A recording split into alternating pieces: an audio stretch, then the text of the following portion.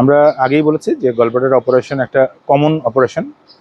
তো আমার কাছে অনেকেই কোশ্চেন করে যে গলব্লাডার অপারেশন করে ফেললে খাবার হজমে কোনো সমস্যা হয় কিনা।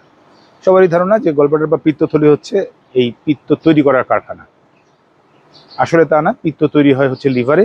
লিভার থেকে সেই পিত্ত নালী দিয়ে চলে যায় হচ্ছে খাবারের নাড়িভুঁড়ির মধ্যে, যেখানে খাবার এসে হজমে সাহায্য করে ওই পিত্ত নালী দিয়ে আসা পিত্ত।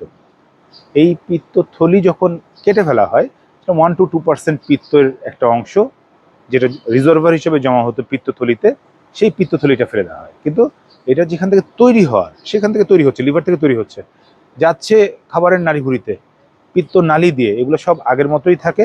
সুতরাং বেসিক্যালি, অথবা যদি আমরা থিওরিটিক্যালি বলি, তাহলে কোনো ডিস্টার্ব হওয়ার কোনো কারণ নেই। কিন্তু তারপরও কিছু ডিস্টারবেন্স হয় প্রাথমিকভাবে, যেহেতু পিত্তথলি যখন কাটা হয় তখন তার কিছু ইমব্যালেন্স তৈরি হয় শরীরে, যার ফলশ্রুতিতে কিছু কিছু রোগী, যেটা পার্সেন্টেজ খুবই কম, কিছু কিছু রোগীর প্রাথমিক দিকে প্রথমের অপারেশনের পরবর্তী সময়ে একটু ডায়রিয়া বা লুজ মোশন হতে পারে। কিন্তু এটা বডি অ্যাডজাস্ট করে নেয়। বডি আমাদের যে কোনো সমস্যার জন্য আল্লাহ তাআলা এমনভাবে তৈরি করেছে যে ফুললি রিকভারি দিয়ে দেয়।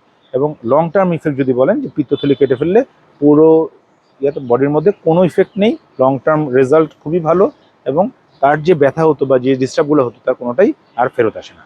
ধন্যবাদ।